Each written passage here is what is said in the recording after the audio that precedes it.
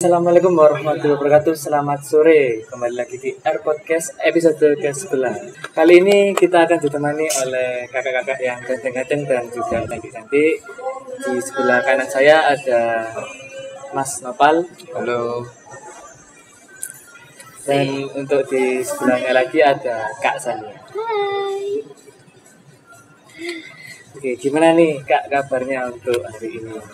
Apakah lancar-lancar puasanya? Alhamdulillah lancar ya. Alhamdulillah. Masih aman dari puasa Apapun yang pertama. terjadi tuh kita harus bersyukur. Nah, jadi sebisa mungkin meskipun di luar kota tetap dijaga puasanya. Betul banget. Oke, kali ini di Air Podcast episode 11 kita akan membahas tentang Ramadan ala anak kos. Oke, untuk yang pertama-tama saya mau tanya terlebih dahulu. Ini untuk Mas Nopal sama Kak Sania, asalnya dari mana? Mungkin dari Sania dulu deh. Oke, dari Oke. Kak Sania. Aku asalnya dari Sidoarjo, tapi desaku Ponorogo. Gitu. Kalau aku sendiri asalnya dari Kota Madiun. Jauh ya Mas? Ya lumayan lah ya. Jauh-jauh. Kota tengah-tengah nih. Terus untuk puasa Ramadan sendiri kan biasanya di rumah ya Mas? Ya.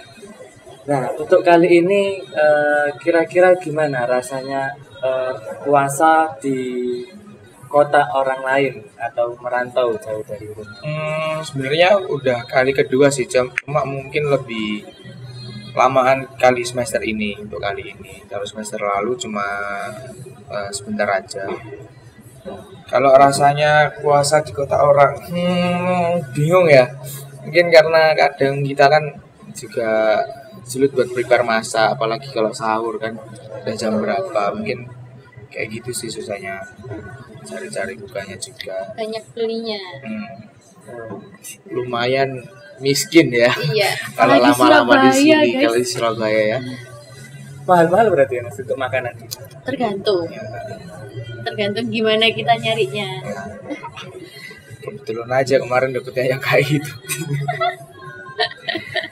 Terus untuk perasaan kalau biasanya puasa di rumah itu kan ada orang tua, terus kalau sahur biasanya dibangun. Kan beda kalau jauh dari orang tua kan, kalau di kos kan harus hidup mandiri, itu gimana? Kalau di rumah mungkin ya bener sih kayak yang dibilang tadi sama Agil, itu memang kita dibangunin pas waktu sahur atau gimana. Intinya kalau di rumah tuh nggak takut telat lah buat sahur. Nah kalau kita di sini kita kalinya mending kita sahur dulu baru istirahat. Sama kayak dia sering juga kita kan cari sahurnya bareng sama temennya. Jadi lebih baik mending kita keluar dulu dari jam 1 atau jam berapa, nanti kita cari sahur sekalian istirahat. Berarti Atau- begadang. Atau kalau misalkan mau tidur dulu nih, biasanya pesen dulu ke teman-teman kos yang lain, Rek, ntar bangunin aku ya, masalah gitu. Soalnya aku tipe orang yang nggak bisa dibangunin lewat telepon, terus bangunin langsung. Jadi kalau misalnya begadang kan otomatis hari esoknya itu ada kayak kegiatan. Nah itu kegiatan-kegiatan apa sih yang kakak-kakak lakukan saat di bulan Ramadan? Kegiatannya biasa sih kayak bulan-bulan sebelumnya kuliah, paling kuliah karena udah mulai offline kan, terus habis kuliah biasanya baru bisa istirahat, terus di situ agak sore dikit itu biasanya ada mungkin rapat organisasi itu biasanya mulai waktu sore-sore, jadi siang-siang tuh biasanya dipakai buat istirahat. Tapi kalau Sekalian berdan. kalau hari itu full ya udah berarti nggak ada istirahat. Siang juga ada kegiatan. Kompeten tanggung jawab sama diri sendiri aja sih kalau ada kegiatan buat besoknya. Jadi bisa nggak bisa kita harus bisa tanggung jawab atas apa yang akan terjadi besok. Terus untuk tadi kan kakaknya bilang kegiatannya itu kuliah ya kak. Nah untuk kuliahnya sendiri itu apakah jamnya itu lebih siang atau masih tetap sama aja atau masih tergantung sama dosen? Kalau sejauh ini selama puasa, karena kita awal kan masuk puasa tuh ujian tuh UTS, itu kan tergantung jadwal dari PAA ya sama pihak prodi. Nah, kalau untuk kuliah sendiri jamnya tetap sama sih, pagi ya, Sama tetap sama. pagi sampai siang. Kalaupun mungkin karena kita udah mau mepet ke Lebaran, itu biasanya diganti jadwal-jadwal yang mau mepet itu dimajuin semua.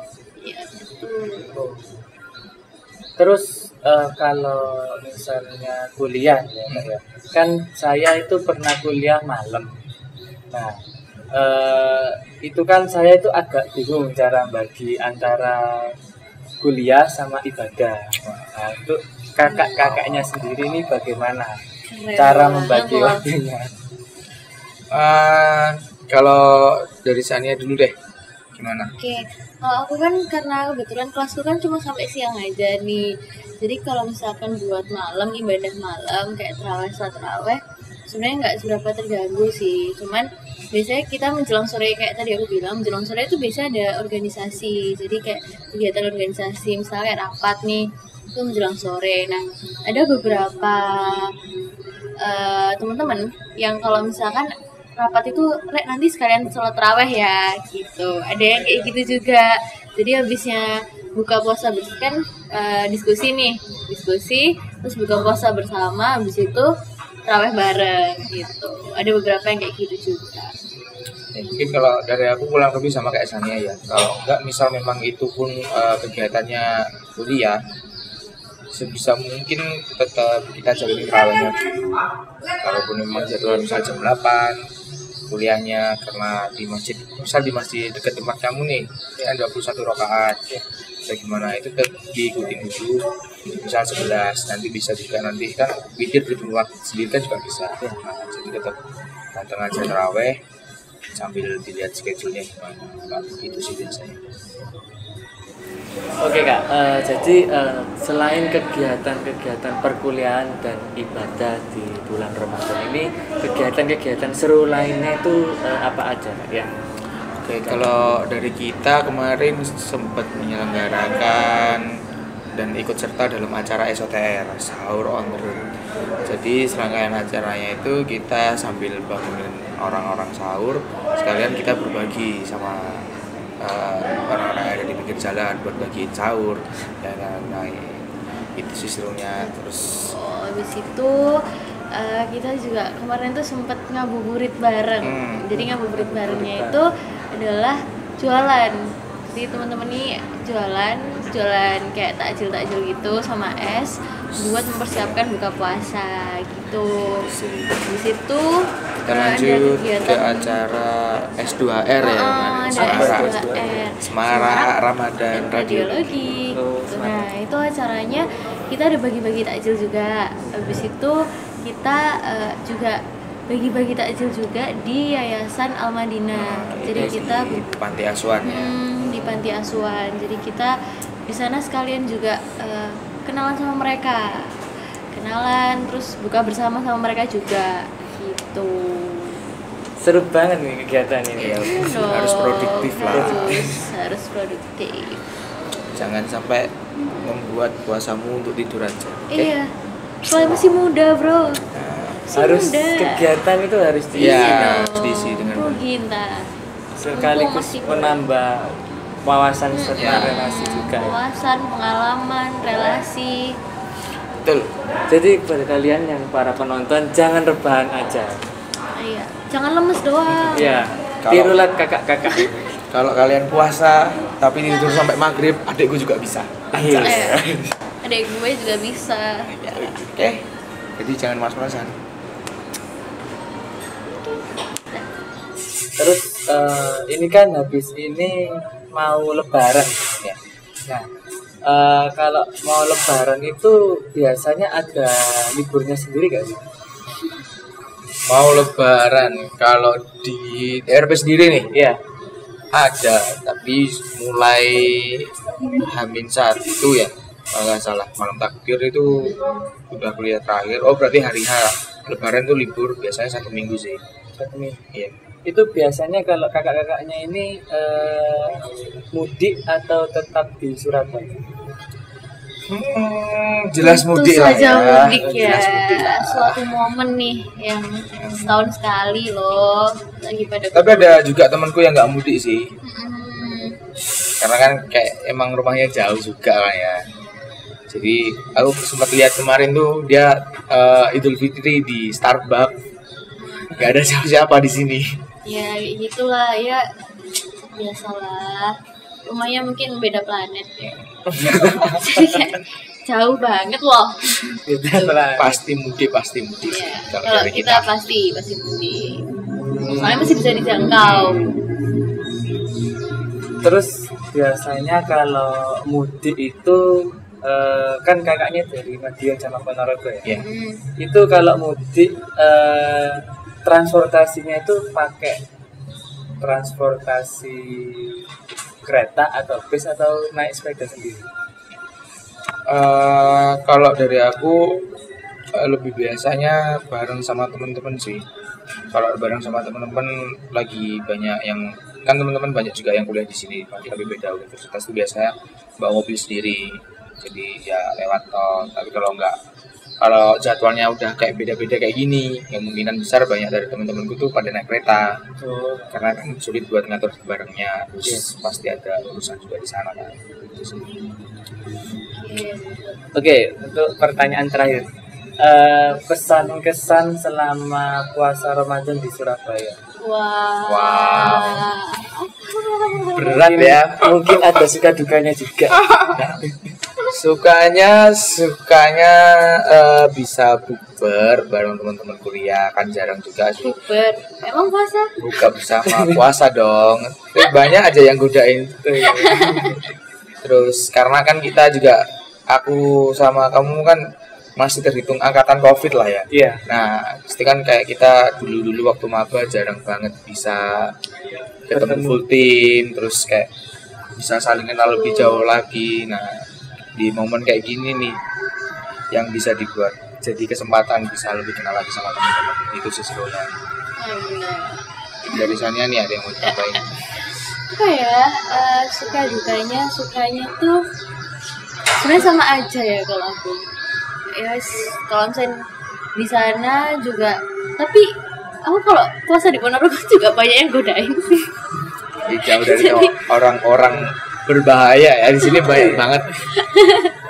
Sama aja. Soalnya kalau misalkan di Ponorogo kan, aku kan jarang ke Ponorogo. Jadi kalau misalkan ke sana biasanya tuh kuliner gitu, makanya banyak yang godain. Saya kayak suatu momen kan, kapan lagi ke Ponorogo gitu. Terus kayak kuliner kan biasanya bukanya siang udah buka. Terus kalau misalkan kita belinya waktu buka puasa, menjelang buka puasa, itu rame banget gitu. Jadi kayak banyak yang godain ya, mumpung sepi nih gitu. Tapi di sini juga banyak yang godain sih.